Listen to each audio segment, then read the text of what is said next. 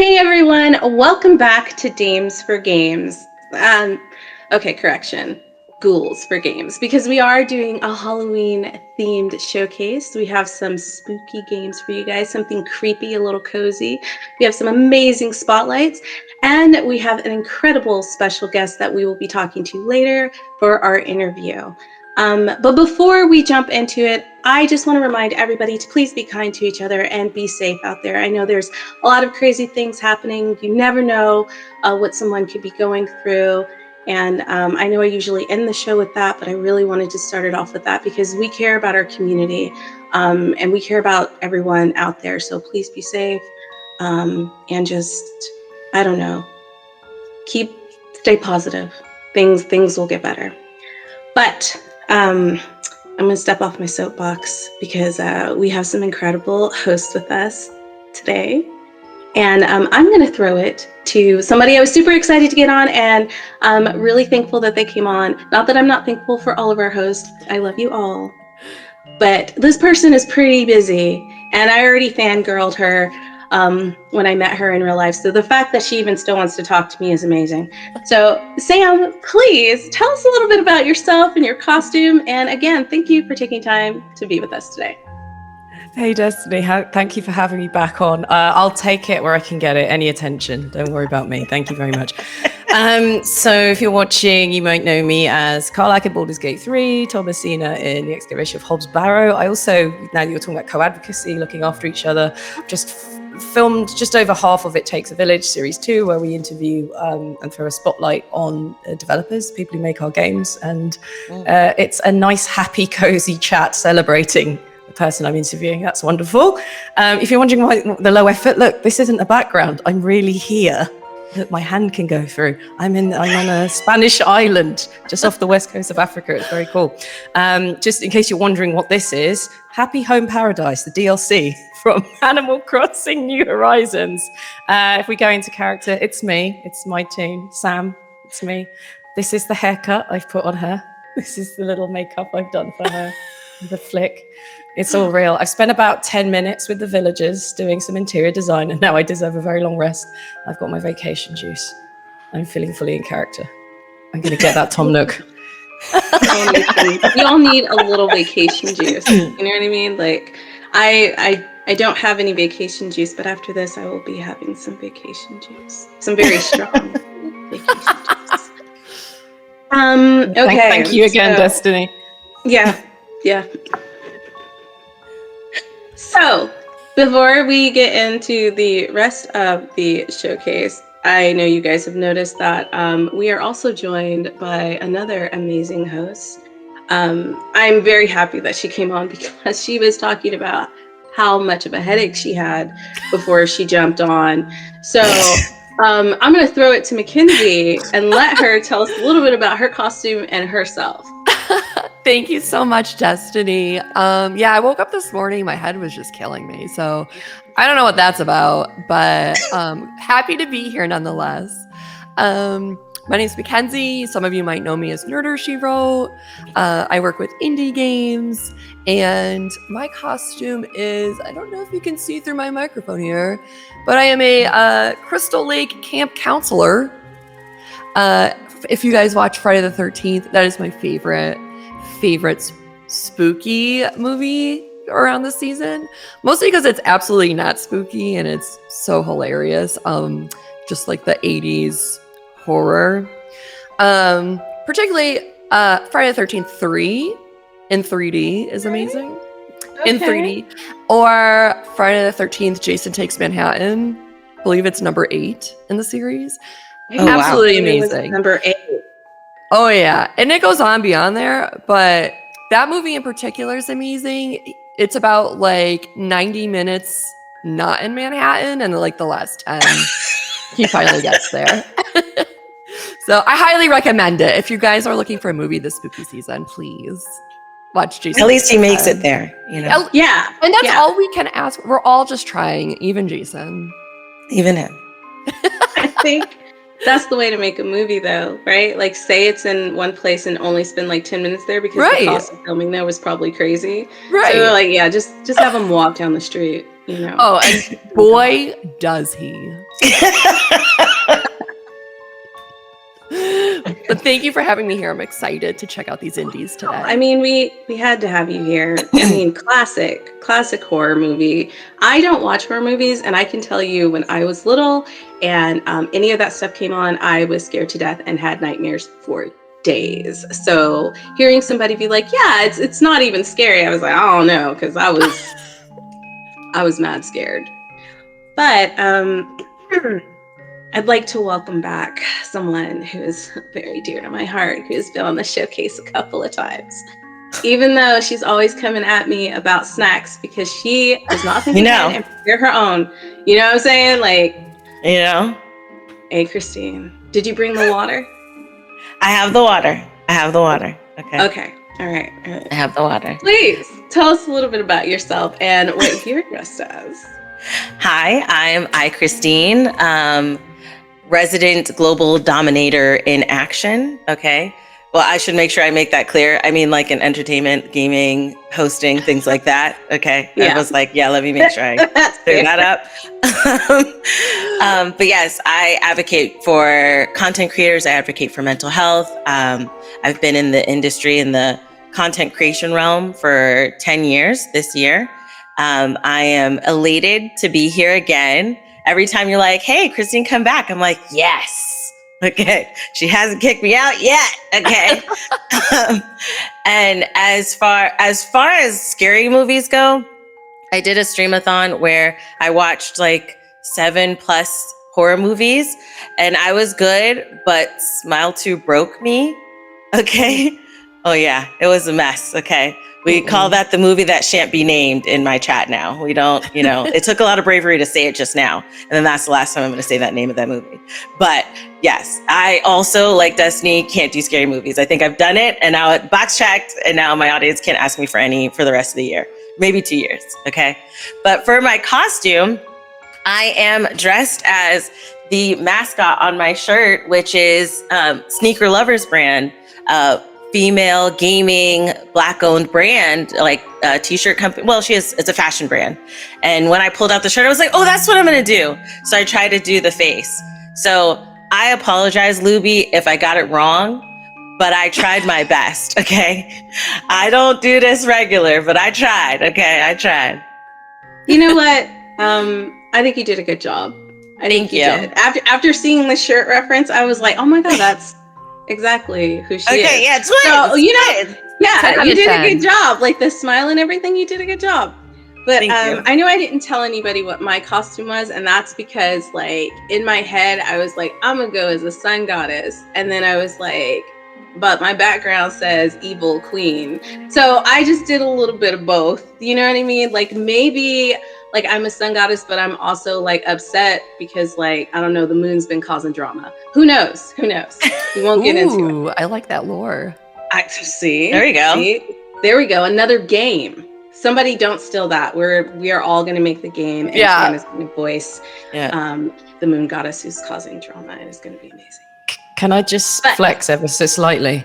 Yeah. I saw The Substance on the plane and I fell asleep to it, and it was the best sleep I had in my life. And in the morning, I was woken up with a bacon roll with ketchup, which I kind of regret if you think about the ending for The Substance, but I did it. I wasn't sick.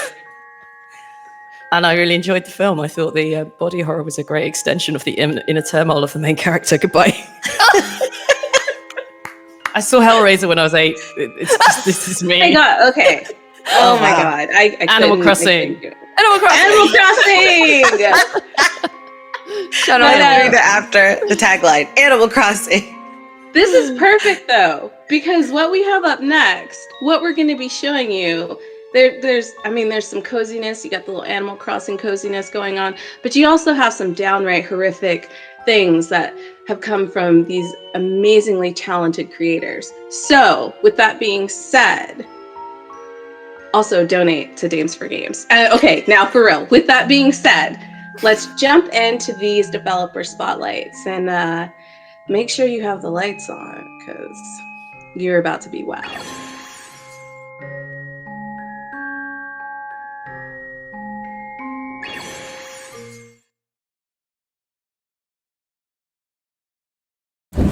Hi, I'm Andrea Roberts, co-founder and game designer for Wonderbelly Games.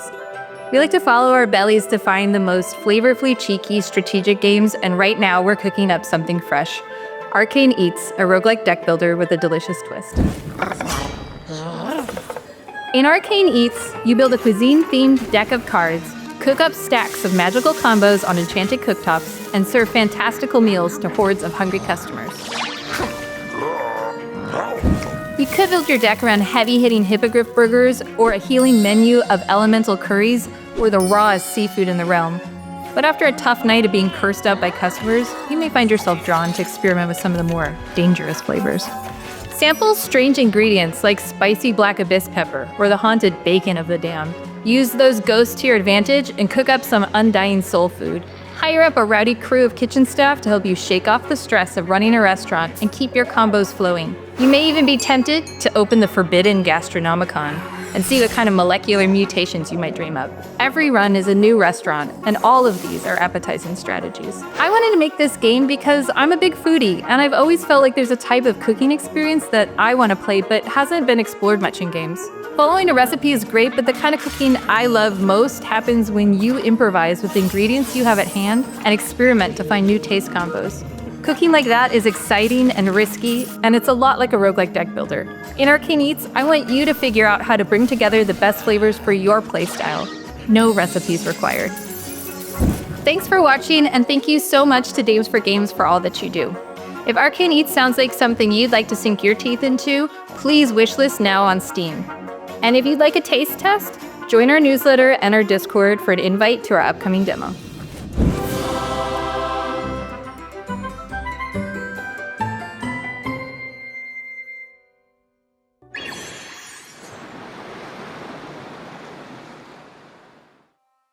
From the very first moment, you step into a dark and beautiful world full of challenges, symbols, and hidden meaning.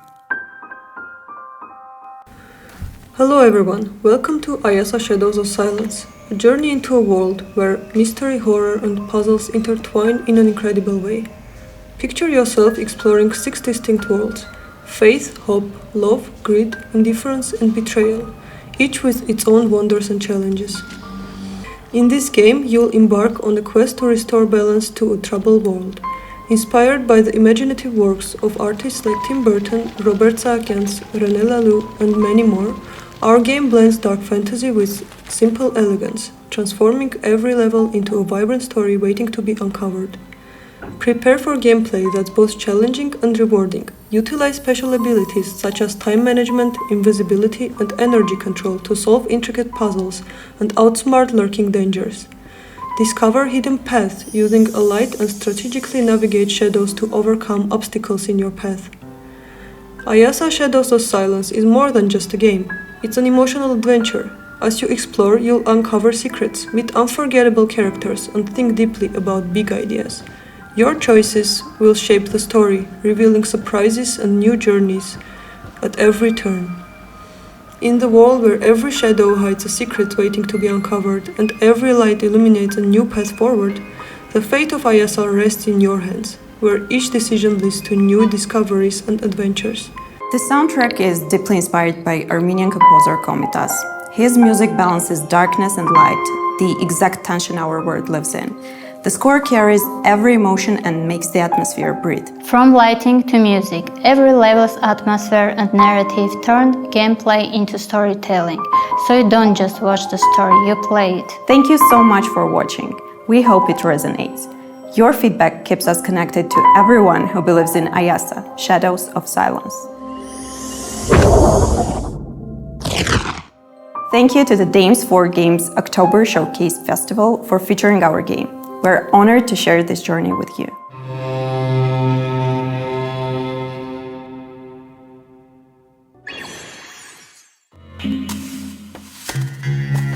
Hi everyone, we're Lucy, Clara and Julius behind the camera. And together we are Mux Games, the indie team behind Frida is Changing. Frida is Changing is a spooky point-and-click adventure. You play as Frida, a 14-year-old who's furious and determined to find out what happened to her missing sister. The whole village is full of strange glances and locked doors and nobody really wants to talk.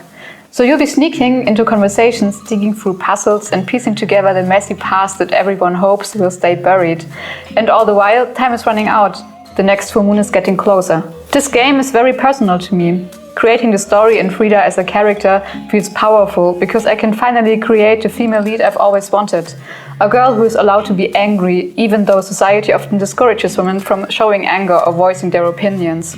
Frida is Changing is a story-driven game, so we have a lot of interesting characters and witty dialogues. But we didn't just want to have those little boxes at the bottom of the screen. We're all struggling with our attention spans, and we knew we needed something maybe a little more engaging.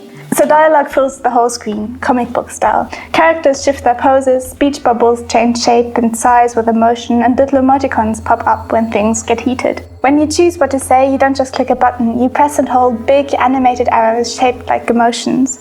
Every choice changes how people treat you and where the story goes. Since we have dozens of dialogues, I built a custom tool for this. Our branching dialogue is written in Excel, then converted into data that the tool turns into full scenes with a click of a button, with all the bubbles, expressions, and choices already in place. That way we can focus on making conversations feel alive without spending months placing every speech bubble by hand. Frida is Changing is spooky, strange, and very close to our hearts.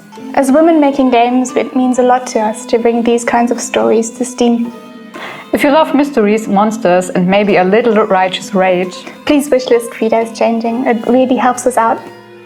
Thanks for watching, and happy Halloween!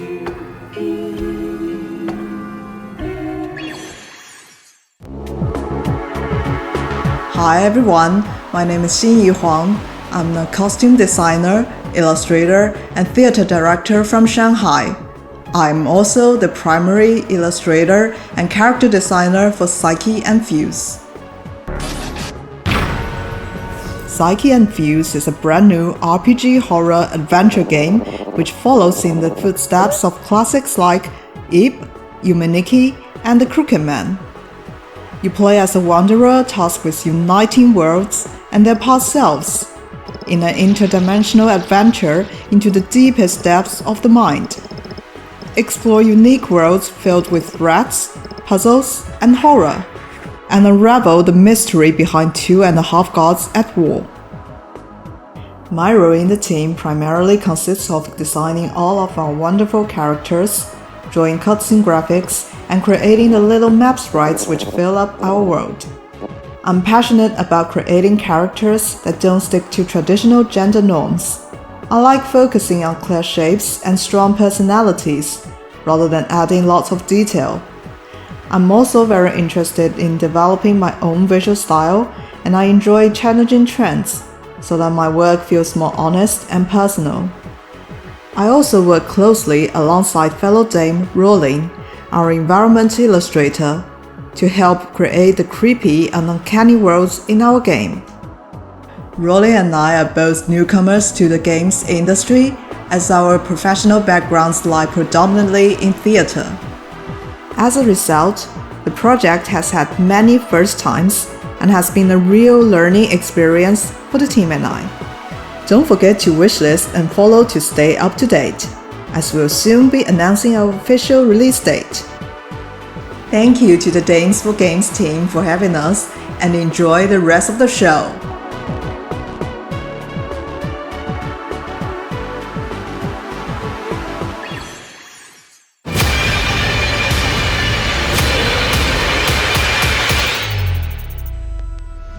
Hi, I'm Marta, lead programmer of Magentis Games. I'm part of the team behind Void Martyrs, and my job is to make sure that the game feels as terrifying as it looks. We're really excited to be part of the Dames for Games showcase. I think it's so important that women's voices in games are visible in spaces like this. And my work on Void Martyrs focuses on building the mechanics that keep the players on edge. As a programmer, I spend my time turning wild ideas into working systems. I'm the one making sure that the code behind Void Martyrs works, most of the time. Void Martyrs is a grimdark survival horror where you play as a novice nun in space. The game blends tense exploration, resource management, and combat in a handcrafted story. At its core, Void Martyrs is about balancing faith and survival in a hostile, collapsing world. One moment you're scavenging for resources, next you're fighting for your life against twisted enemies. The fate system changes how you play. Whether you lean sanely or cursed affects the tools that you craft and the choices that you make. Every decision matters, from conserving resources to deciding when to fight or when to flee. We drew inspiration from games like Darkwood and Signalist, but gave it our own twist. Void Martyrs is built to feel tense, atmospheric, and story-driven. It's been both challenging and fun to bring this strange mix of survival horror and space nuns to life. Thanks for watching. Please wishlist Void Martyrs on Steam. It really helps us share the game with more players.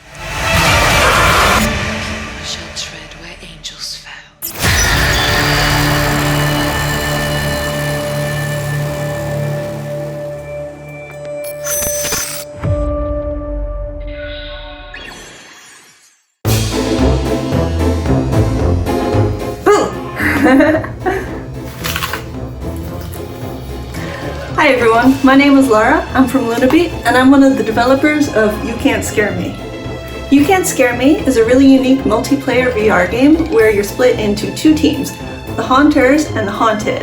The Haunters have to scare the Haunted and make them scream, and if the VR headset's audio detects a scream, the Haunters get a point. Haunters have the ability to turn invisible, and they can use scary costumes and traps to really give the Haunted player a good scare. It's an unusual concept for a game, but it's a lot of fun to play, kind of like a scary hide and seek. There are 5 of us that worked on the game, and my role was designer and team lead. I did a lot of the administrative stuff. I got the team together, did lots of paperwork, lots of organizing and planning, and then I helped design the actual game itself. I laid out all the levels, and also I worked on some of the 3D models. The inspiration behind our game was horror movies. We created 8 classic spooky locations for players to explore and hide in, like a creepy hospital, a cabin out in the woods, and an eerie liminal space, and our favorite, a haunted theme park. The traps and costumes are really fun too. You can set them for other players to encounter, and there's tons of different traps, like swarming bugs, flying knives, monsters that chase you, and more. You Can't Scare Me is available now on Meta, and soon on Steam for PC VR players. The Steam page is up now, so you can go ahead and give it a wish list. Thank you so much for watching, and have a spooky day! Ha ha ha ha ha ha ha! And we're back. I'm not gonna say that I was scared through any of that. I found it thoroughly entertaining. I even kept the lights off. I didn't need to go under my blanket. I'm good. It was a good time. But you know what? I always feel a little biased. Like I feel like I can't say exactly like what game I like. I try not to do that because I love all the games because I'm the person who went through and like helped select them. So I'm gonna let you guys tell me what you thought overall about these spotlights that we showed first. So I'm going to throw it to Sam. Sam, what did you think about the spotlights? You can't make me choose a favorite. I refuse to. what I'd like to say, and imagine this will keep coming up, is what a great variety of both games and people that make them that we've just seen. And it's so much of it is very, beginnings, teasers. I'm really excited to see more what they can do. So, I'm going to hand over this monkey's paw to you, Mackenzie. It's a Congratulations. Trap. It's a trap. They're all my favorite. No, some of them are a little scarier than others, and that's okay. Yes. Isaiah, I don't know if I'm saying that wrong. Shadows of Silence, that one looks like the bomb.com. And Arcane Eats, it's like cute spooky, which I also appreciate. So it's like both spectrums. But I like that each of them bring a different energy of spookiness because my tolerance, day to day changes. Some days I'm a little stressed out and I need something a little cuter that's to play. That's fair. So, yeah. I have enough stress in my life. Sometimes too scary is too much, but on other days I crave it. And there were some good ones here. Christine, what about you? So I also agree. I feel like Ayasa, Shadows of Silence. I was like, let me make sure I try to say that right too. Hopefully one of us is getting it. I hope so. That one I thought looked really, really cool because it looks like the baby of like Little Nightmares and Journey, because it was like the creepy, miniature person with these big monsters. But then it seemed like there were kind of picturesque moments where it kind of seemed serene a little bit. So, and me being like a scaredy cat, that's probably more of my speed, having moments to breathe and just look at the beauty. And then is it Psych X Fuse or Psych by Fuse? The artwork looked really, really good. So yeah, that one looked really, really good. Yeah, that one looks sick. Okay, all right. All of that's fair. I especially like Sam's answer. That was a really good answer. I tried to trick you, but you got me. You got me. Before we jump into our special guest interview, you know what? I'm gonna throw it back to Christine because I feel like she has something to say that's very important about Dames for Games. Yes, I do. So the end of this month, the last 2 weeks of this month, we are going to be raising funds with this big, long streamer extravaganza. We have a lot of streamers that are partnering with us, which we are super excited about and grateful for, that will be doing charity streams for the last 2 weeks to help raise money to fund what we do, to spotlight all of the people that we do, all of the devs, including making the showcase, and all the things that we do for the community and advocate for in the community. So if you want to continue to support us, definitely check out our socials so that way you can be up to date on when those streams are happening. Thank you. That was a good announcement. Woo! But no, seriously, we are raising funds, and we would be so honored if you guys, even if it's $1, or even if you can't spare anything and you just want to share what we're doing, we'd really appreciate that. It's so important that we continue to work within this industry and represent all the incredible voices that are creating really dope stuff. I don't have a drum, and I really wanted one, but it was just like not in the budget this year, maybe next year, with all those donations. Thank you. Up next is the incredible Mary Tish, who I think somebody else on this panel knows who Mary Tish is. I think it might be Mackenzie. Yeah, incredible individual. And she decided to give some of her time so that we can interview her about all of the dope things that she does at Twitch. I mean, I would tell you what she does, but she can do it better because she's the one who does it. So stay tuned, and we're going to take it back in time. I look completely different, but just think of it as a costume change. And enjoy the interview.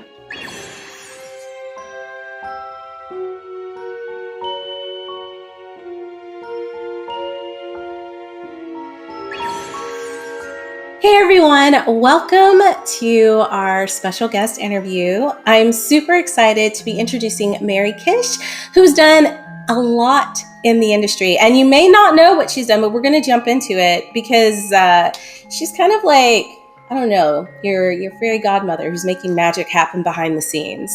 But before I jump into the interview, I'm going to let Mary introduce herself and talk a little bit just kind of about like gaming and why she's got into it. And it's going to be a very chill conversation. I'm going to let Mary lead, and I'm going to try to talk less because I know I talk a lot when we're doing these interviews, and I want you guys to hear from this amazing individual. So Mary, tell us a little bit about how you got into gaming. Like, have you always liked to game? Thank you so much for having me, Destiny. I have to just start saying I really appreciate being here and having the opportunity to speak to your wonderful audience.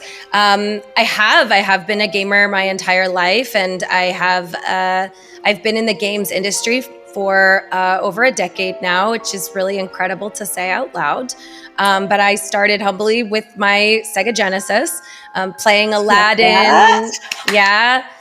Jurassic Park and a lot of classics. This was back in the day when movies all became games. Yes. Which were my bread and butter. Lion King, hello, one of the hardest games ever made. Yes. And so I really sharpened my skills as a kid, recognizing that gaming was very important to me, and I wanted to break into it. But it actually was my love and obsession for video production and editing that ended up being my foot into the industry. I loved editing, and that's kind of how I broke through.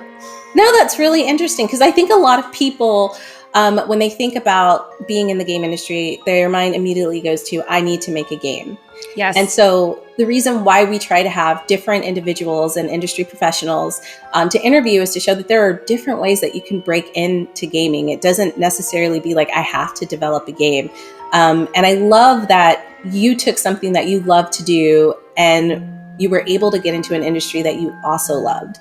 So can you tell us a little bit about maybe not your first job, but like your first foray into the actual gaming world with the skills that you learned? Sure. So I've been dabbling in games for quite a long time, and I always thought of it as a hobby. I did do a game jam a long time ago, which I do recommend. I recommend everybody participate in one game jam and just like enjoy the process. But what I did was I made a documentary about that game jam for fun. I'm a video editor. That made more sense to me. And so while I enjoyed helping script and write the game jam, what I ended up doing was documenting the process, putting it up on a channel and saying, this is so fun, I want to do this more.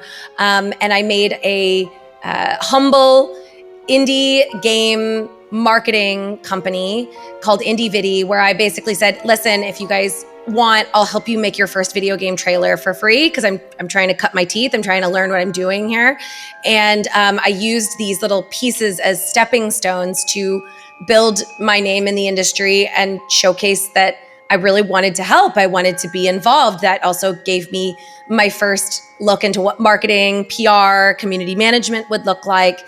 And during all this process, I ended up making a bunch of different games for a bunch of game trailers for some wonderful games. And I compiled all this footage. Sometimes I would play the game. Sometimes I would react to the game. Most of the time it's just footage. I got an opportunity to apply to GameSpot.com, which is a video game review website. Yeah. And I had all this footage. And I said, here's a really good example of all of the different skills that I would offer. If I worked there, I can edit, I can produce, I can host. Here's 20 videos that I've cut. And they loved the game jam video, which is really good. They were like, oh, this is like documentary work. This is really fun. You should come by and interview. I ended up getting that job. And I was one of very few women who worked at GameSpot.com when it started. The person who hired me, I think she would be fine with me saying, her name was Neha Tawari, and she's always was looking for opportunities for other women in the industry and really championed other women. And so being hired by her was kind of life-changing and a huge game changer for me to have this space where I could show my perspective and also my skill sets. Everyone else on the video editing team were boys, but I was really holding my own and was able to review these games or edit reviews and start live streaming. What I found is that I love live streaming the most. Mm-hmm. Super fun, crazy to be able to figure out what happens live and never know what's going to happen next. And I became addicted to live streaming, and I ended up making my own live streaming site for myself on Twitch, where I would stream for fun. And I would basically just stream games 100% just for me, because I wanted to be able to game, but I wanted it to be associated with my name and not the company. Right. Yeah. I think that's really smart because you're building your own brand, right? Yes. But I love the fact that you brought up that you got hired by a woman who wanted to champion other women in the space. That's so important. That's one of the main reasons why I do this showcase and I wanted to put this together, is because you want to be able to open doors for other female creatives. And that we have male allies that do that too, but I feel like women really champion other women the best when it comes to being you need to give this person a chance. They're incredible. Take a look at their work. So that's a really cool takeaway from this. And we didn't mention where Mary works, but Mary, can you tell the folks where you work? So that love of streaming really did help propel the next part of my career. When an opportunity at Twitch came up to help run the company's live streams, because Twitch itself does stream on its own channel, I applied for that job, and I have been working for Twitch for 8 years now.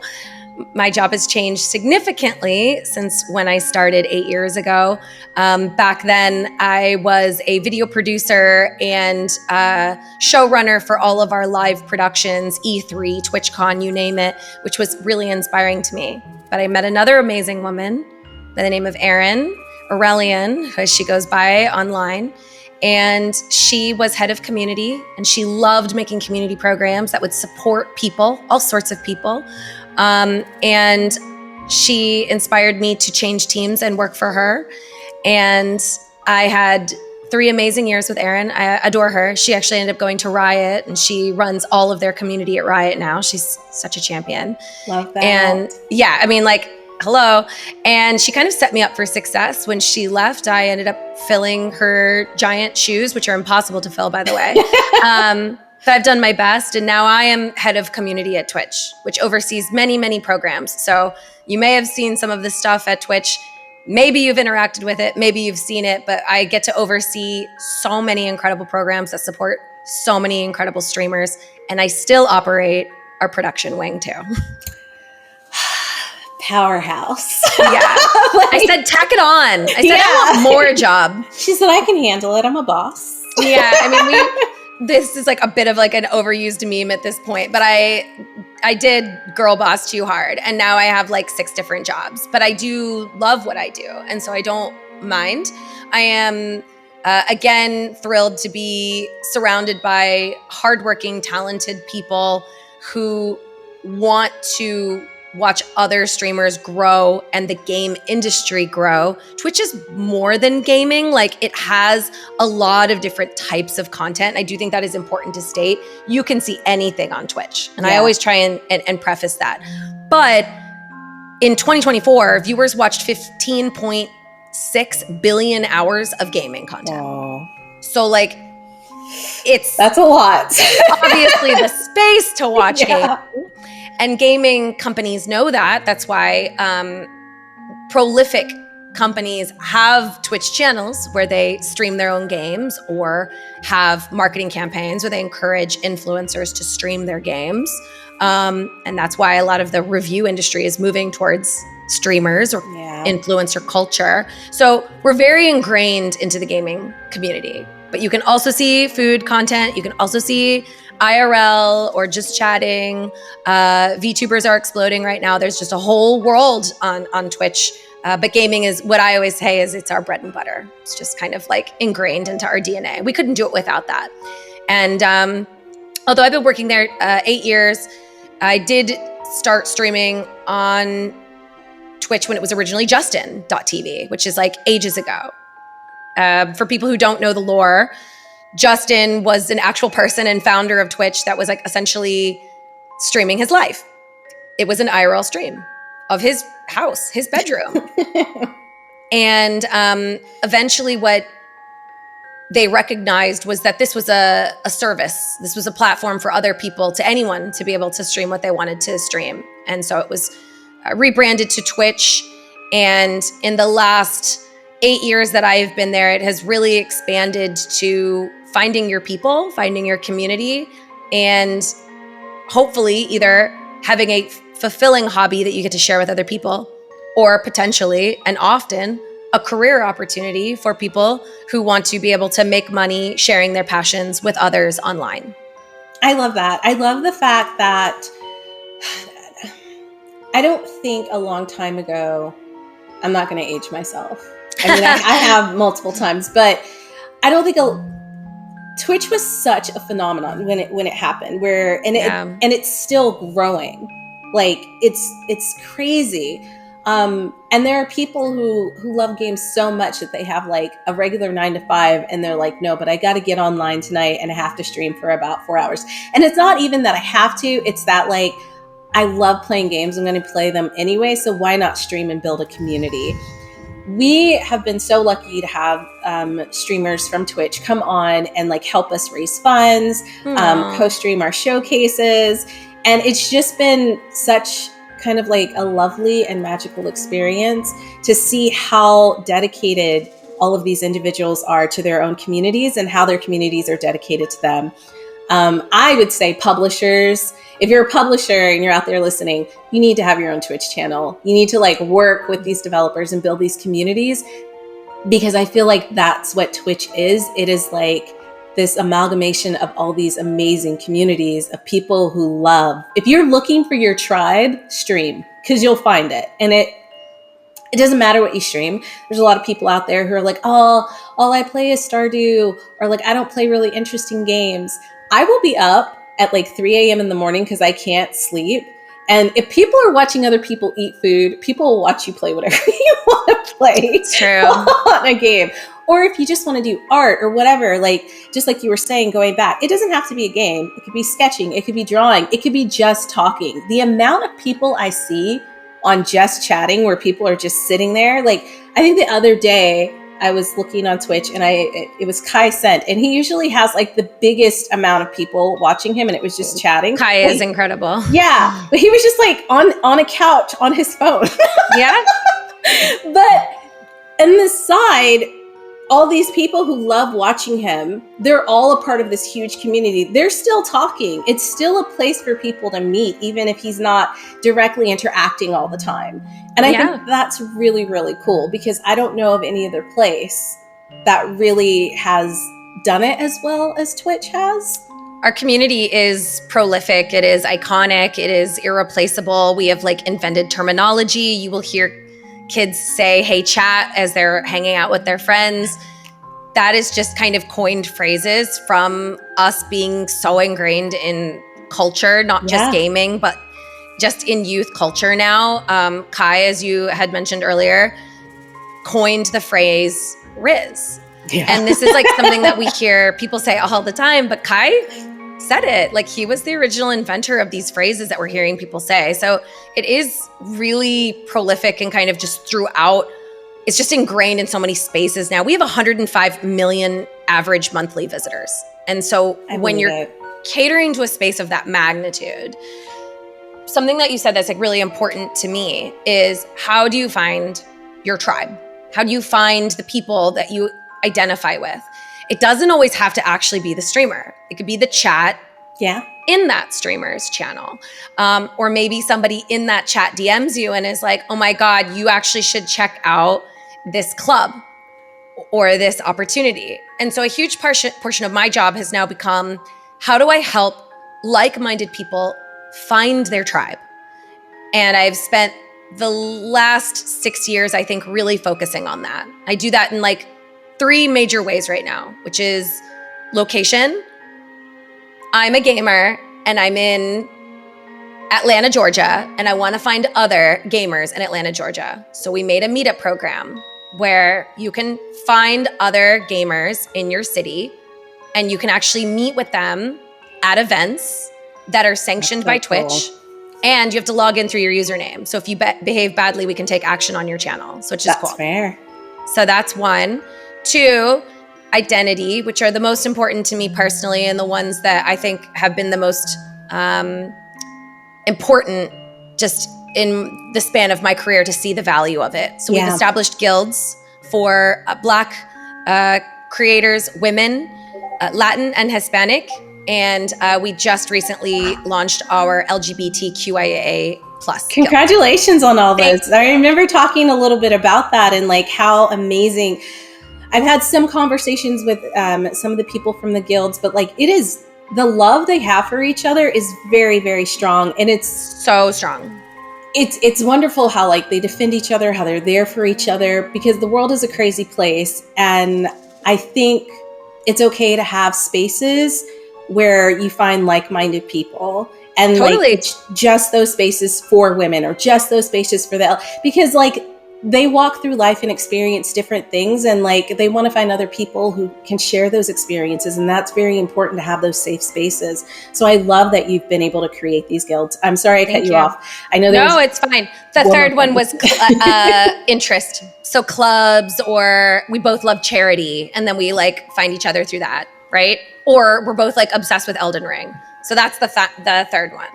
But the second one is like where I've honed most of my skills in time, because they're very important, but they're also very we have to be very delicate. Yeah. You can't just launch a Latin guild. You need to understand the nuances of that community and understand like what makes a space safe. Yeah. We have to be very careful with who we invite in. We have to be very careful with our rule sets and making sure people feel comfortable, supported, appreciated by the company.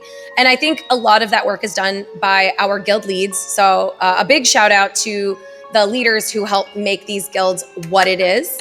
But I'm really happy and honored to say that Twitch does support these. These are financially supported guilds. So a guild leader does get paid for the work that they're doing. That's because great. I do believe it is paid labor to run these programs and to support them and to make sure people feel good. So that's been a huge focus of ours, and we're really proud of them. And I'm really should be.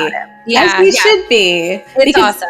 There's not a lot of spaces that are doing what you guys have done with the guilds. And I think that's really, really something that speaks to how Twitch is trying to make sure that their community is inclusive and as welcoming as it can be, while also recognizing that different people and different groups have different needs.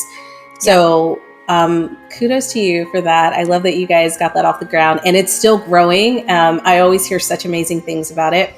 But we are getting close to the wrap up. Before we end, though, I know that there's an event that you guys throw that's absolutely bonkers. I have not been yet, but everybody I've talked to I gotta has get said you to it's go. amazing. I'm gonna go. I promise. Yeah. Next year I'm gonna be there. But can you talk a little bit about TwitchCon and how amazing it is before we end the interview? Sure. TwitchCon is chat IRL. It is absolutely a wild place that you actually kind of have to see to believe. And I know a lot of people who are like, oh, I've heard of it, but I haven't gone. And when they leave, they're like, I get it. I actually get how weird this place is and why it's so important. And you get to see the blood, sweat, and tears of mods who hug their streamers for the first time after modding for them for years, or club members, or people who are all obsessed with the same game, cozy game, like meeting each other and crying over it. Is a very special place. And I really do encourage everybody to consider going at some point in their careers. TwitchCon is twice a year. We usually have a European one, which has historically been in the Netherlands, but it can go into other countries. And in sorry, I've like totally lost myself. San Diego, of course, San Diego, and it's in San Diego. We keep it there just because everybody loves it. Yeah, it's like the weather is always amazing. Yeah, and the burritos are spectacular. Oh my god, the California burritos! I used to live there. I miss it so much. You'll see a lot of our programs IRL. If you ever go to a TwitchCon, again, I do really encourage you to go, even if you're like, oh, I'm not a content creator. It's not just for content creators, although of course many content creators go. It's also just for the community. You can go just because you love games and you want to meet other people from the chess community. You can go if you're interested in maybe starting to stream, because we have an entire section called Creator Camp where you can learn how to be successful on your first stream. And if you are interested in meeting other women, other BIPOC people in the community, our guilds are there. We have our own space and we really throw down. And it is just a wonderful community of love. And I welcome you. Thank you. Okay, so I think the really important thing that you said that stood out to me is that you do not have to be in the industry. You do not have to be a content creator to go and have this incredible experience. So if you can go, save up your money, save up your bits and your coins, try to go to San Diego or try to go to the one in Europe. I know I'm going to be trying to go next year. I'm saving up all of my tip money, couch change, whatever I can find, so I can go and experience it, because I've heard so many great things about it, and I really just need to go, honestly. I think that's a wonderful suggestion. I hope to see everybody there. And if you are really like, oh my God, I'd love to, but money, just like PAX, we do have an open call for content. If you submit content, like I want to do a panel and it's selected, you get a free ticket. There you go. To do your content. So that's a sneak peek, a little tip to make sure you can get that badge. You just have to pay attention to our call for content. You can do that by following our social channels. Make sure you're following the social channels. And now, since we are at the end, if people want to keep up with you, Mary, and like what you're doing with Twitch, where should they follow? Where do they get that information? Well, I am on most major social channels, Twitter, Instagram, Blue Sky, under my name, but it's spelled MERRYKISH. So Mary Kish. Aw. And I also stream every Monday, usually indie games. Sometimes they are cozy, sometimes they are horror, heads up, but it's usually supporting smaller niche games because that's where I got my start and I will love them forever. I'm a community manager. I am a manager. I am a woman in this space, but first and foremost, I'm a gamer. So you'll always see me play games. I love that. I love that.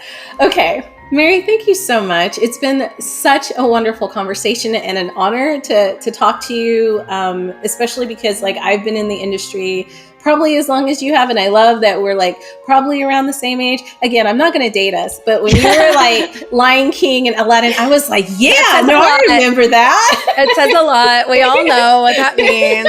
Yeah. But no, really, this has been such a special moment on our showcase, and I literally, I'm going to pat myself on the back. I really feel like I bring the most amazing people to our showcase to talk about the industry and what they're doing. So everybody out there listening, if you want to get into content creation, just do it. Just post. It doesn't have to be perfect. You can perfect it later. And, follow Mary, follow what Twitch is doing. They are trying their very best to make Twitch as welcoming as possible. There are like toxic people out there, but there are some amazing people out there too. Yeah. So, Mary, thanks again for coming on and talking with us. And we will talk again. You always have a place here at Dames for Games if you ever want to jump on and talk about or play any games with us. And yeah. So guys, thank you for having me. Thank you. No, you're totally welcome. I always hate when I like cut people off because I'm like, oh my God, the time's running out. But you know what? Whatever. We can stay here forever. It doesn't. But guys, thank you so much. Mary, there's another Mary on the other end who's our producer. You guys never see her, but I like randomly shout her out sometimes. She's amazing name though. Yeah. I know, it's such a good name. I'm a little jealous. Should be the 3 Marys. But yeah, guys, stay tuned. We have much more to come. And I know I'm not in costume right now, but when I come back, I'm going to magically be in costume again. And we will continue with our Halloween bash. So see you soon. Bye. Hi everyone, I'm Shy, also known as Pink Fairy Blossom, and I'm so happy to welcome you into this edition of Dames for Games. Now we're celebrating an amazing lineup of women, femme-led games, artists, and creatives who are bringing so much heart into the creativity to the screen. Think of this showcase like a little garden stroll. Just like here. Every gaming creator is a new bloom, waiting for you to discover. Now, whether you're here to find just a new indie or just soak in the good vibes, you're right here where you belong. Let's grow into it together and kick off this showcase, guys. I know I will.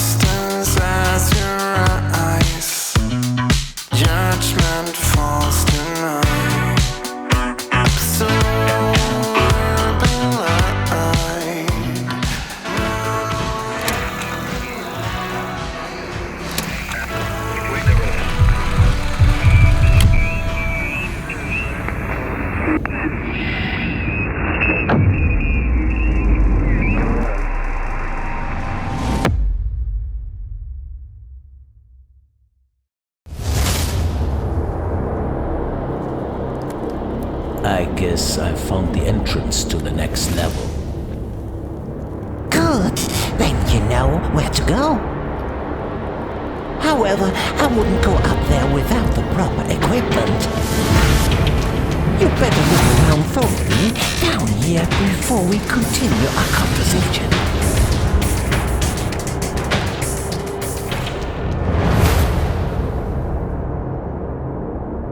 But be careful, they are rats. Don't get too close to them.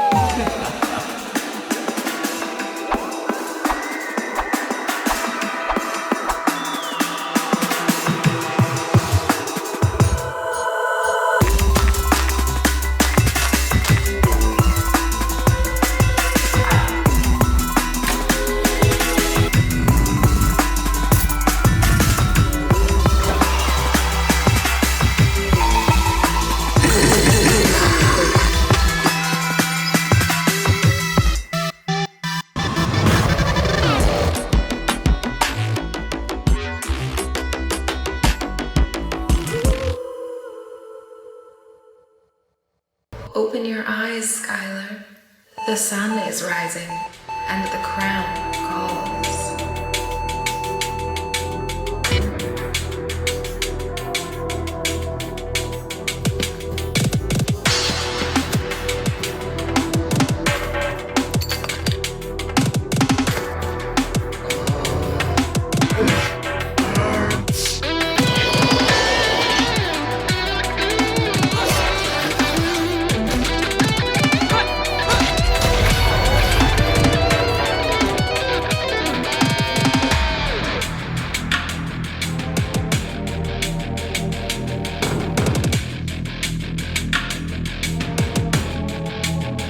I'll see you around, Skylar. Hey everyone, I'm TB from the Golden Feather Tavern. We have been longtime enjoyers of indie games, and while we have primarily only covered one in particular, we are venturing into other indie games through interviews, podcasts, as well as cozy gameplay with tea or mead. You can find us at TGF Tavern on Twitch and YouTube. Now, those were some spine-chilling psychological thrillers, and I don't know about you, but Haunting Bloodlines and Craylon would definitely give me a fright. If you prefer something spooky or mysterious but want to also be able to sleep at night, perhaps you'll like the upcoming games like Lightbreak, which is a fun rhythm puzzle game, or the psychological drama The Bunker Notes, which has a few different ways that it could end.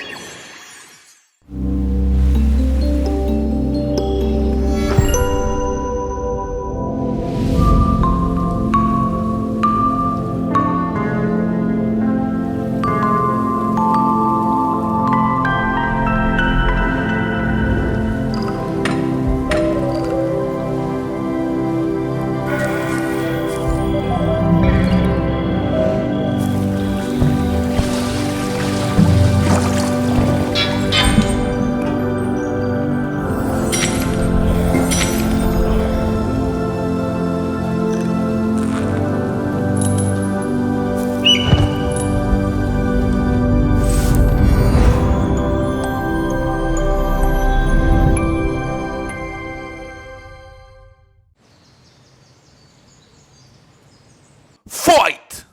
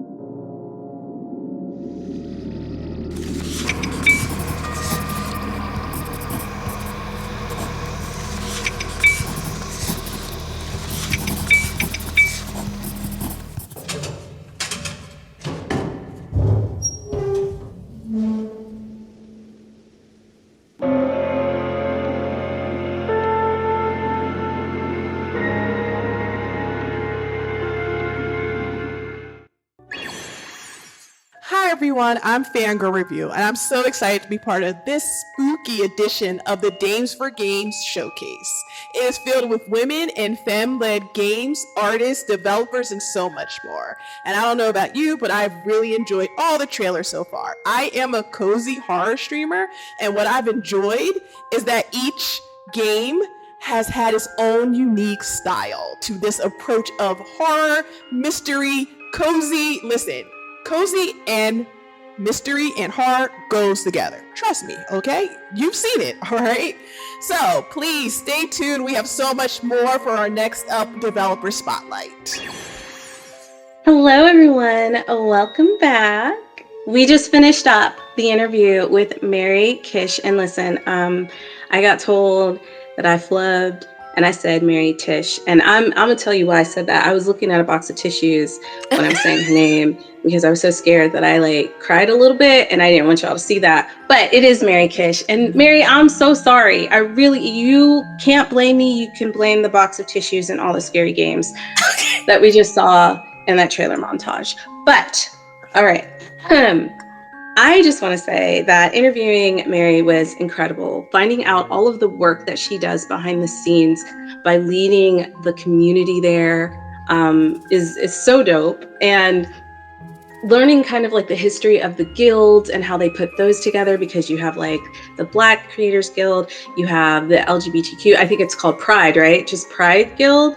Just want to make sure. And then you have the Women's Guild. And it really creates this space where people can come together and feel safe, right? And I know a lot of people say, well, why do you have like a separate group for this or a separate group for that? And I'm going to ask you, why not? Do you know what I mean? Like, you have a separate group of friends and you have people that you feel comfortable with. And I think it's important that people can go to places where they feel comfortable and not feel judged. So I love that Twitch is doing that. And here on them. Last week, I think it was, they just had their TwitchCon, and I just wanted to reiterate what Mary said. You do not have to be a content creator. You do not have to be a developer, anything like that to go.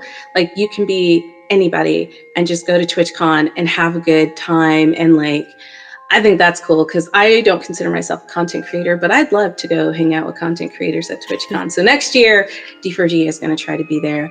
We might just send A Christine because like, I feel like that's kind of her level of expertise, and I might just trail along. But we also saw some amazing trailers. And I'm going to ask each of you to tell me one trailer that you thought was really cool. I'm sorry, Sam. You're gonna have to pick one. This is how we're doing it this time. I was going to pick all of them. I'm not going to pick one. I was going to pick about 5 of them. Okay. Because I'm a huge hypocrite, so I'm not going to pick one. But I'm going to let the rest of my team. Something someone else has picked, but yeah.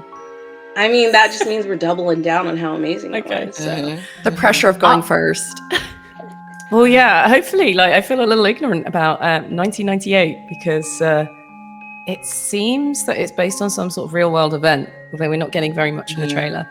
But what I loved, as we've established, was the cuteness and that Japanese anime style, and then that horror underneath it. That's my thing. So that's really stood out for me. That's the sort of thing I like to play. I like to be like, have the rug pulled out from under me, tonally, at least in this game. But do we know what events that 98 refers to? Or do we think that may be a more fictional thing?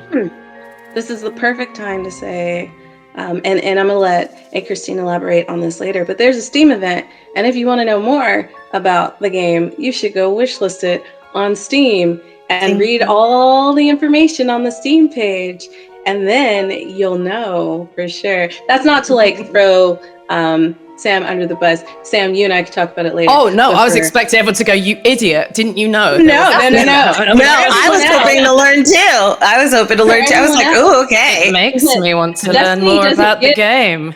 history lessons, but she does tell people to go to Steam and wishlist the game.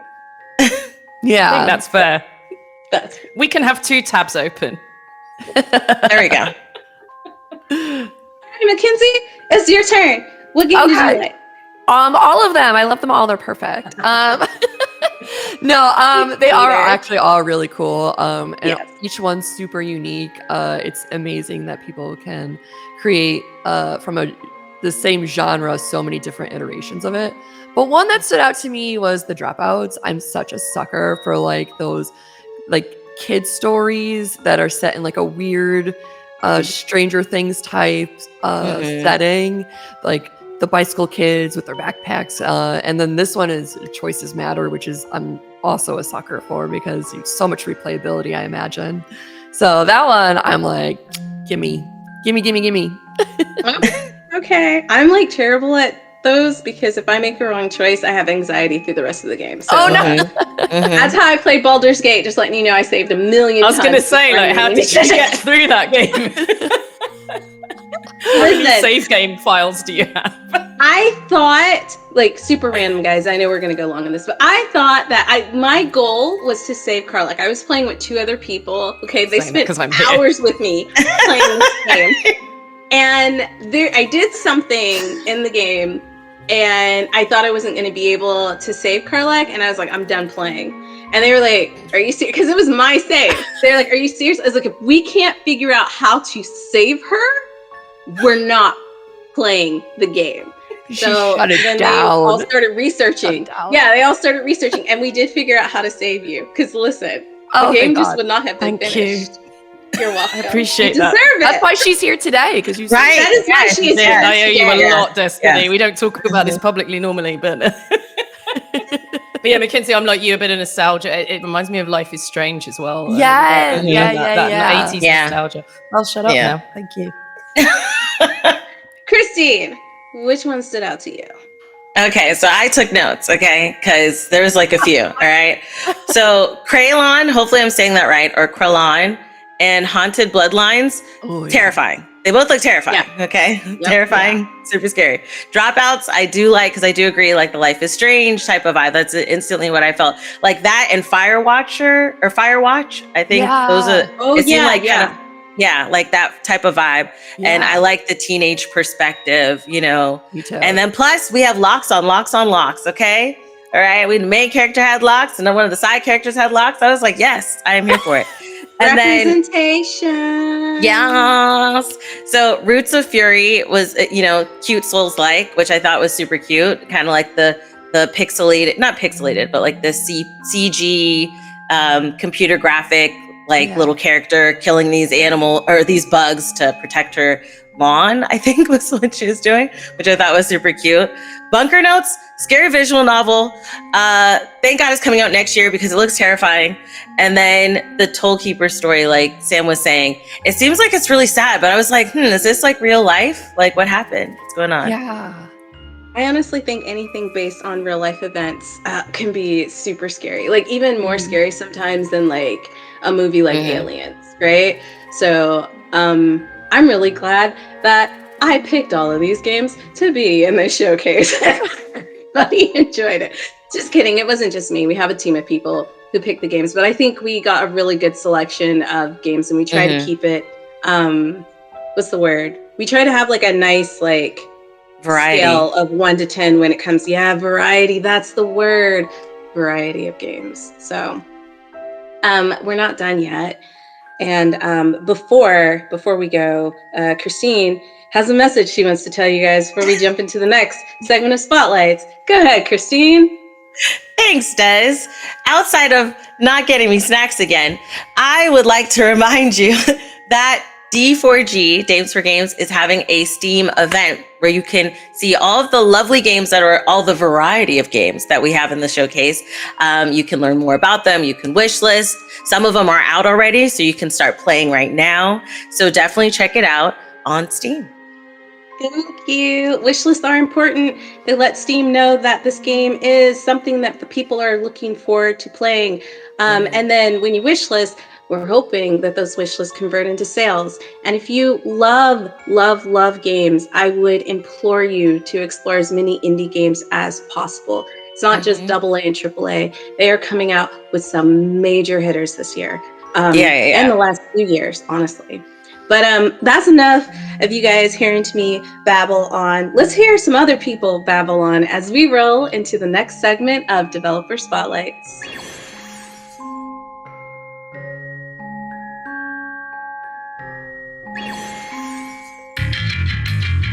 Hi everyone, I'm Begum from Taylor, and we've been working on Holy Shoot, and thank you for letting us be in the showcase as well. We really appreciate it. We're really happy about it. To tell you a bit about the game, Holy Shoot is a roguelike FPS that's super fast-paced and filled with chaos and humor.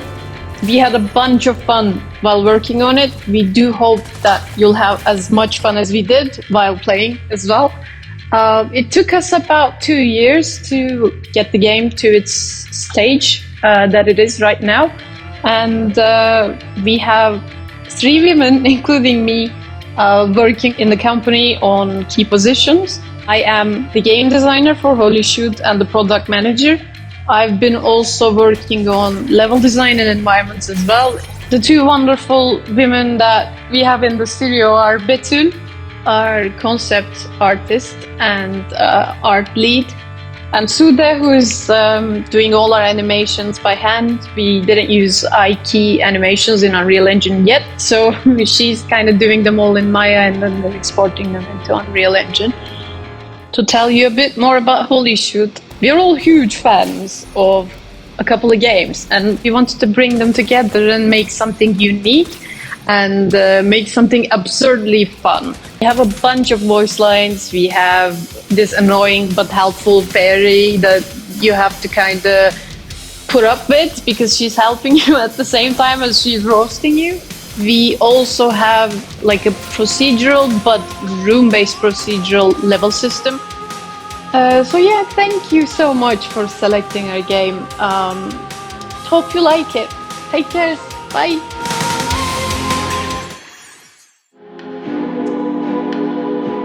Greetings from the void. I'm Tonic, artist and writer for Old Flower Games. Unfortunately, I'm doing something we're told never to do as indie developers. That's right, I'm making my dream game first.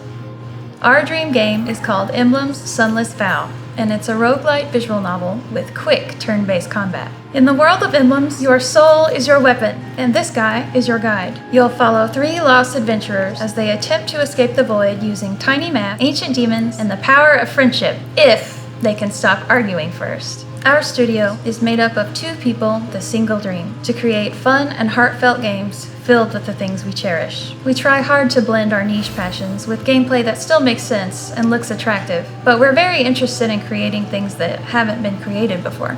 Our concept for Emblems was to create a condensed RPG that still delivers the classic trappings of the sprawling fantasy narrative, while removing the slowness usually associated with turn-based combat. We're also huge dorks who love a good mystery, subversive characters, and epic music, so we've done our best to fill it full of those things as well. As an artist, one of the things I've always wanted to include are animated character models. There are a lot of different ways these days that you can breathe life into visual novel sprites, and I think it makes a really big impact to add that element of motion to the dialogue. This is Ikiru, my partner who does the coding and composing. Even though we have separate roles, both of us are really involved in all aspects of creation. There are no lanes. For Emblems, we want all kinds of folks to try it, so we worked hard to develop a gameplay that could be enjoyed by those who may want a less intense experience, while also having the depth for more complicated strategy. It was equally important for us to have queer main characters with meaningful relationships woven right alongside that complex gameplay. Many games will have one or the other, but we found very few that combine both, so we're hoping to help normalize that combination. Whether you thrive on tiny math, crave an engaging story with endearing characters, or just enjoy watching numbers go up, we hope you'll find something to love in our game.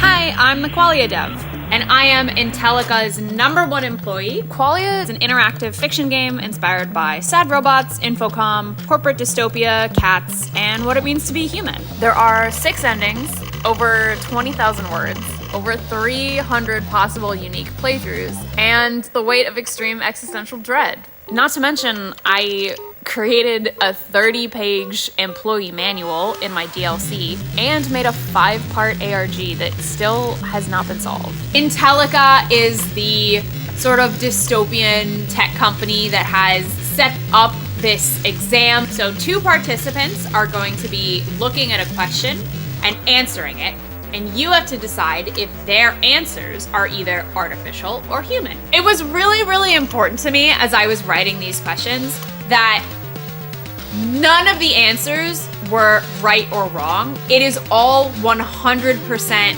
perspective. I'm not gonna go into it too much, but that's what Qualia is. It's all about your unique experiences based on any of your senses. They're going to be unique to you specifically. So when we're judging these 2 participants based on their answers, we're not looking for right or wrong. We're looking for what feels the most human. I come from the film industry, so I kind of had to work backwards in this game. I knew that I was going to make a text game because I'm a writer, and it was something that I kind of learned as I was going, that when you are writing a game, bigger can actually mean taller, or I guess wider. I don't need to tell the entire story in one playthrough. With this type of branching narrative looping game, I can add more details and secrets in the different playthroughs. So as somebody goes through and they experience one ending, they can go back, play it again, get a completely different ending, and learn a lot more about the world that I created. It was really great to see that people loved that. There's really nothing like people being able to experience something that you've written and have it touch them so deeply. People told me that the game made them cry, which, now that's gonna make me cry. Remember, when intelligence isn't enough, just think happy. You can play Qualia right now for free on Steam and itch. You could play it in your browser. You could play it on your phone. You could play it on the toilet. I hope you enjoy it. Thanks.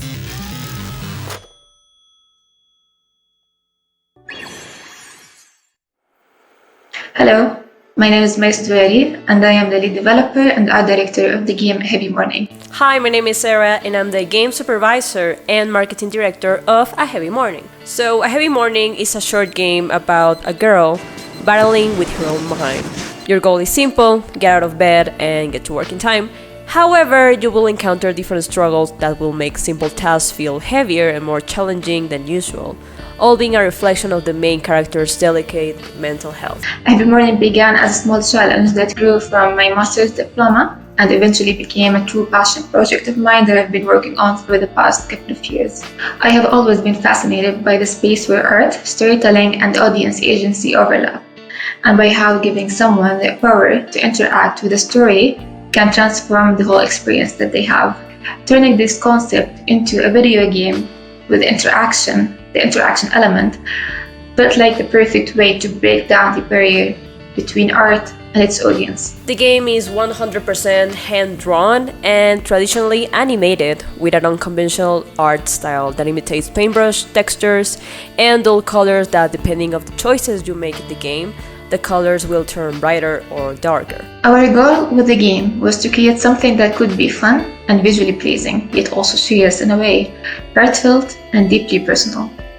I wanted it to be a game that not only tells a story, but also touches the player in a meaningful way. Really hope you enjoy this experience. Thank you so much, Danes for Games, for giving us a spot here at your event. We're very happy, so please wishlist A Heavy Morning is coming out very, very soon. And yeah, see you. Bye!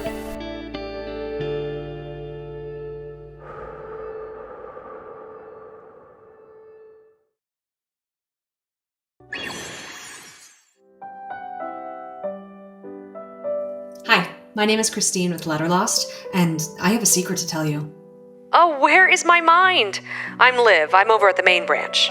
For the past year, I've been voice acting and running the social media for Letterlost, and I've been doing it all in character as Liv. Keep in mind what I told you, and you'll do just fine.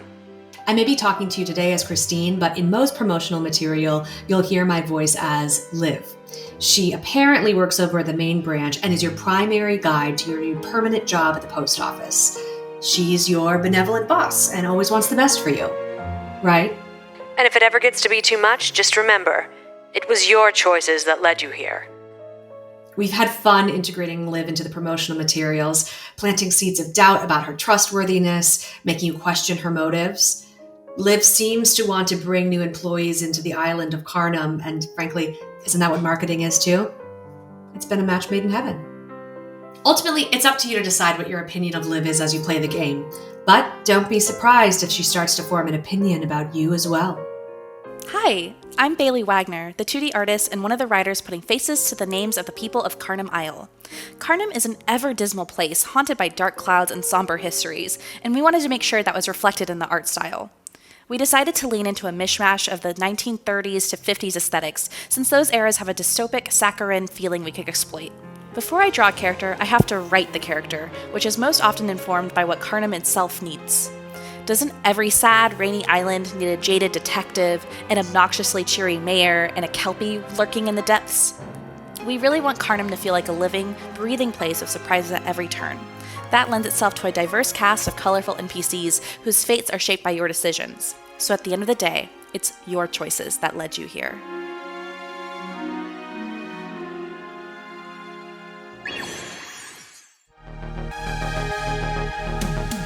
Hi, I'm Isolde. I'm the creative director of the Pixel Reds, a two-people indie game studio. We are working on a stealthy platform adventure called Kyo Bunny Tyranny.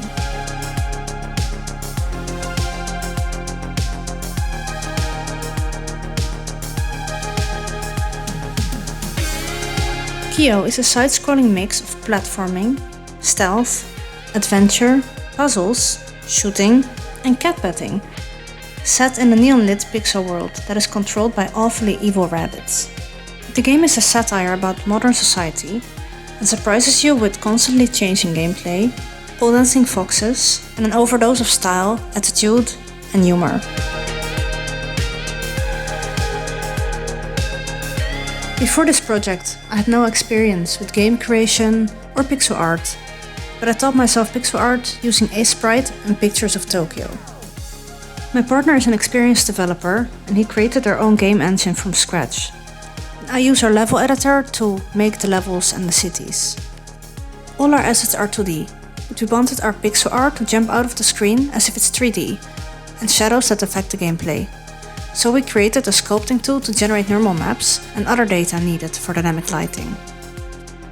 This is my little work area, and as you can see, I'm a huge fan of Japanese anime, art, cute plushes, and all of this was a big inspiration for the game world.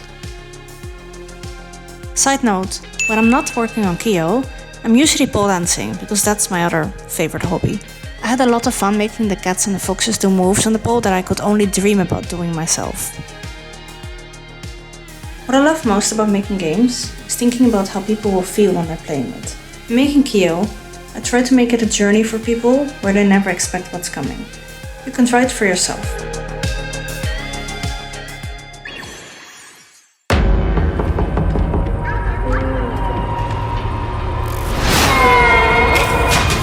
What's your name?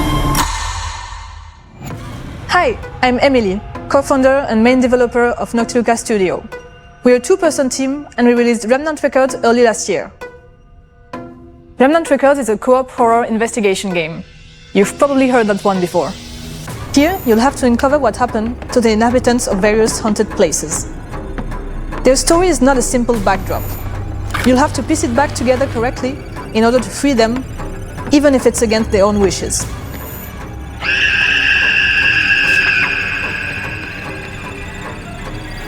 There are 4 roles for you to play as, each with their abilities and skill trees.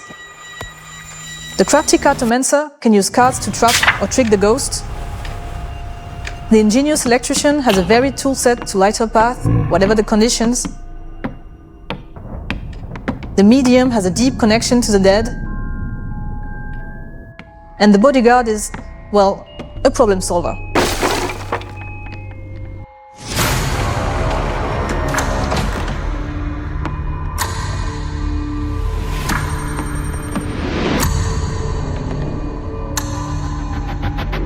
The elusive mannequin, the dimension-traveling reflection, the playful orphan. Many entities await you, and if you to elude them, you better learn to think fast or run even faster. Gather your friends right now and get Remnant Records on Steam.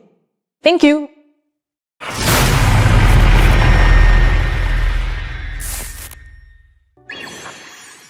We're back. We are missing one person, but they may or may not come back. And that's not because they don't want to be here. It's because we've scared them. Literally, like the last segment of Spotlights was just too intense, and so they needed a break. So Sam, I'm so sorry. I didn't mean to freak you out like that. I did kind of warn you that some of the stuff was scary, but yeah, Sam may be back once she calms down from the fear of like this entire showcase. But I'm going to throw it to Mackenzie. And yes, I'm going to ask you, Mackenzie, and no, you can't cheat. Which Spotlight, which game caught your interest? All of them. Don't tell me what I can't do. No, I'm going to do what I want to do.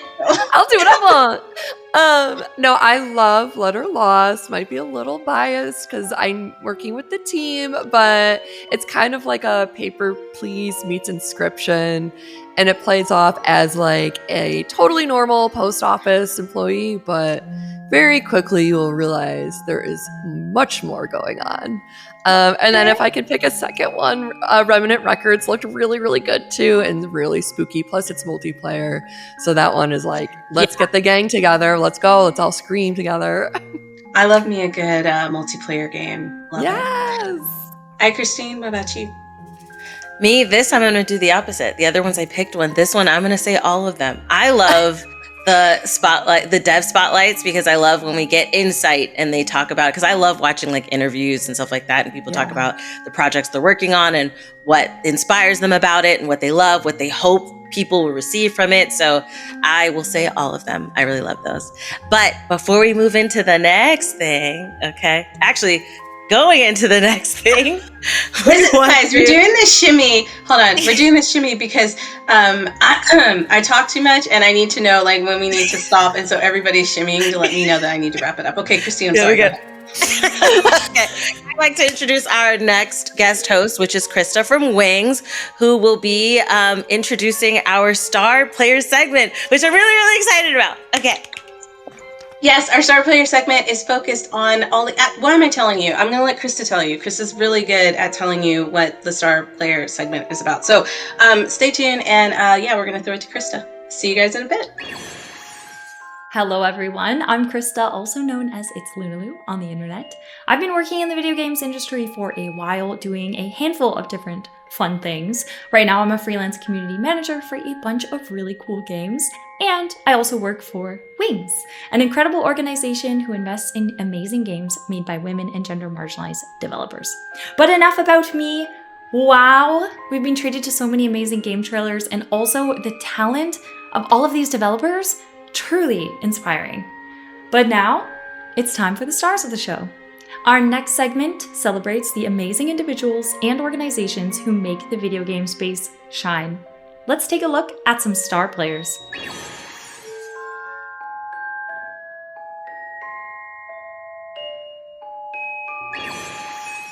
Hey, my name is Jamie, but I also go by Swiper on the internet, and I play through games, check out gaming news, and discuss what could be next for the industry. Gaming is one of the ways that I connect with people, whether it's through multiplayer battles or co-op collaboration, especially when we're able to play together in person. Being able to see the look on someone's face when I win, whether it's on a team with them or I won by myself, it makes for some priceless memories. It's also a great way to connect with people virtually. Some of my favorite gaming memories happen while I was on stream. Gaming is also one of my favorite ways to experience storytelling. It's the ultimate way of walking a mile in someone else's shoes and being able to live a life that's different from your own. at least most of the time. I also love to watch other people play games, especially decision-based games, because I think that's really how you get to know somebody. But in that same vein, I think that game stories can connect us all too, because we're all experiencing these same events, but it's how we react to those events and the decisions that we make that end up making our experiences unique. Hi, hello. If you don't know me, I go by Evie. My pronouns are she, her. And this is my lovely familiar Lacey. She's the real star. I'm a cozy, chaotic variety streamer who's very queer, very neurospicy, and we talk about mental health quite a lot because I am a student therapist. I stream a variety of different games. It's kind of just whatever fits my fancy on the day. Gaming was always a bonding experience when I was younger. I have 2 older brothers. I would just sit and watch them play video games. That initial bonding and community that I got from gaming with my brothers has now transformed into this amazing community that I have here on Twitch. It's a space where people can escape their lives for a little bit. It's nice just being able to come home and sit down and load up whatever my current hyperfixation is, Infinity Nikki, and I just vibe and have a great time. Well, happy Halloween! I'm KB, but you can call me dun _. You can find me across all social media. I'm your resident horror girly, both in watching horror movies and series and playing horror games, especially indie horror games. If you look on my YouTube and my Twitch, that's usually what you can find me playing. I'm a 37-year-old stay-at-home mom, and this is my dungeon. I sit in here and I get to put myself in the shoes of all these different amazing, horror characters and see how I would live this crazy situation out. It's probably my favorite aspect of playing any game, not just horror games, but something I would never do in real life, I get to do in this chair, in this room, and on video for my viewers. Hello, stunners. I'm Rue, Jitteru, your sparkling diva of dating sims and Atome games. From indie treats to mainstream meals, there's always enough drama to haunt your heart forever. Gaming has always been my comfort and connection. I played with my brother, my friends, my hubby, and now with all my dazzling stunners on stream. Romance games are my glittery stars when the sky is dark. Proof that magic, hope, and swoony feelings are out there. I discovered Atome games in 2024 and instantly became obsessed. I went through dozens of titles and endless husbandos like potato chips, and this summer, Jitteru content creator mode began. Your diva who hardly met a game she couldn't squee over. Why don't we simp together? I'll be right here, Jitteru on Twitch, YouTube, and more, kinda everywhere. Well, that's all for now. Bye! Hello to all of the ghouls and ghosts out there. I'm Anais, also known as Authentically Anais on the internet. I am a Twitch streamer and cosplayer, and I exist almost entirely on the internet. If I'm not on the internet, I'm probably sleeping. I play a wide variety of games from cute and cozy to scary horror, and some really hard games that I'm really bad at, and my chat likes to make fun of me, but that's fine because I also will make fun of me when I play those. I am very bad, so it's okay. I love gaming. It has always been kind of an escape for me because I've always had a bit of a hard time making friends, so gaming, I can immerse myself into the game, and it has helped me make a lot of friends between finding people who play the same games as me and being like, hey, we should play together again, adding them on Steam, becoming friends that way, and through cosplaying. Cosplaying is a huge way I've made friends, especially when I like to cosplay some niche games. So finding people who also cosplay the games and they become friends, and then we play together, and it's just, that's how I've met some of my most favorite people and some of my best friends. So I will be forever grateful to gaming for introducing me to almost all of my favorite people. I am so excited to find even more games to cosplay from during this showcase, and I'm so excited for you guys to all find such amazing games to play. There has to be at least one game that you like, so keep watching, and bye-bye! Hi everyone, my name is Ash Said Hi, and I am honored to be a part of the Star Player segment here with Dames for Games. My content creator journey has led me to playing many retro games on my channel. That's what I focus on, retro games and indie games with a retro vibe. I love connecting with people through the joy of retro gaming, whether that's playing a classic game for the very first time and having people live vicariously through my experience, or playing a game that we know and love and reliving all of those things that we find joy in. Content creation is very personal to me. I get to express all the best parts of myself and share everything with my audience that I love, and I get to be myself on camera. So there's nothing better than connecting with an audience through genuine love and joy. I am also one of the leaders for the Twitch Women's Guild, and the Twitch Unity Guild program is incredibly important to me. The Twitch Unity Guild program shows creators that they belong in this space by creating a community where others can find people with like life experiences and really show the world that we belong in this space. I love it. It highlights marginalized people and shows everyone in the world that content creation knows no boundaries. I'm also going to TwitchCon soon, and I love going to TwitchCon. One of my favorite things about going to TwitchCon is meeting people. I believe that the magic of Twitch is connecting with people on a human level, and going to TwitchCon, I'll be able to say hi to all of my friends, and we get to learn through panels, or we get to hang out and just have fun. It is one of my favorite times of year. Upcoming, I have a lot of cool things going on. I'll be hosting at DreamHack.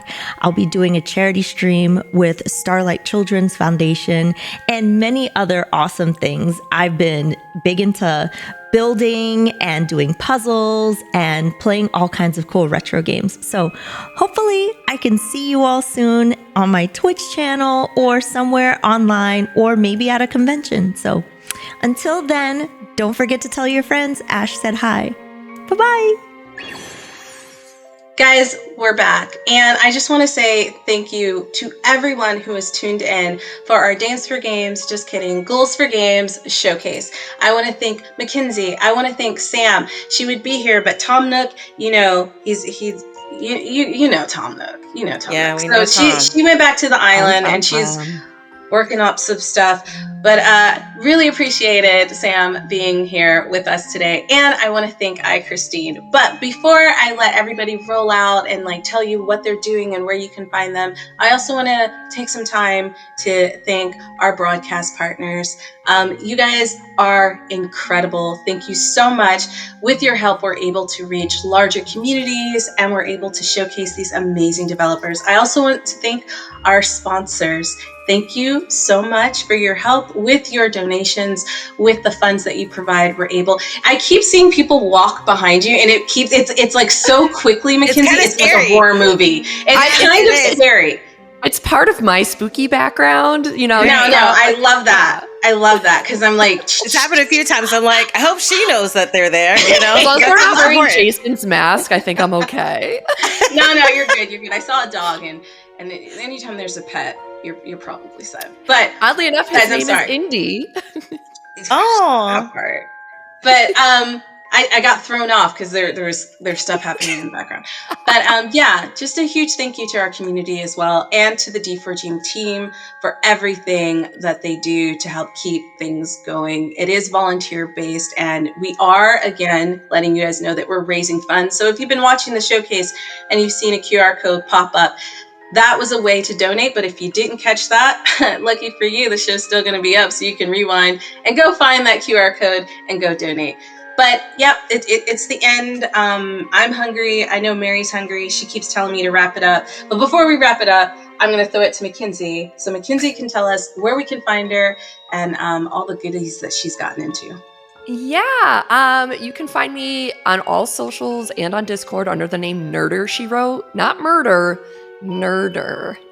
And if you're a dev out there and you're looking for some marketing help, that's exactly what Nerder She Wrote does. I help you with your Steam page optimization, if you need trailers made, key art, if you need help getting into festivals, doing those applications and your go-to-market plan, all that fun marketing stuff that most devs hate doing, but I love doing. So I'd love to work together with you. And if you're looking for help, just hit me up.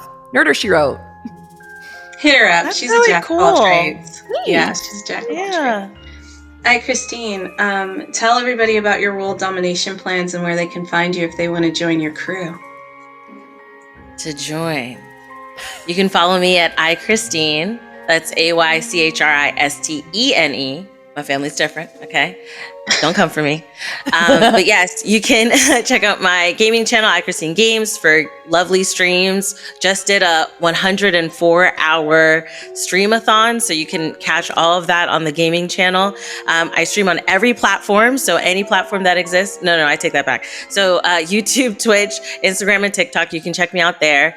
And enjoy the stuff that I'm also doing with Dames for Games with the content creator program. So shout out to all of our creators that are partnering with us and helping raise money and be a part of the awesome things that are happening here.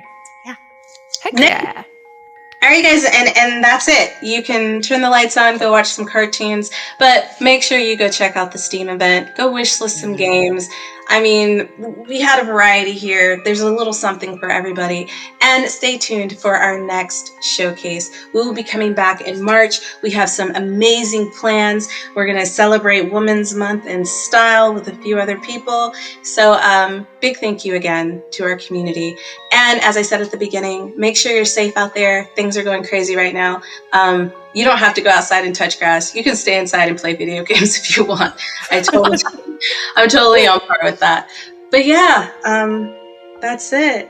I guess we'll catch you in 2026. Yay! Bye.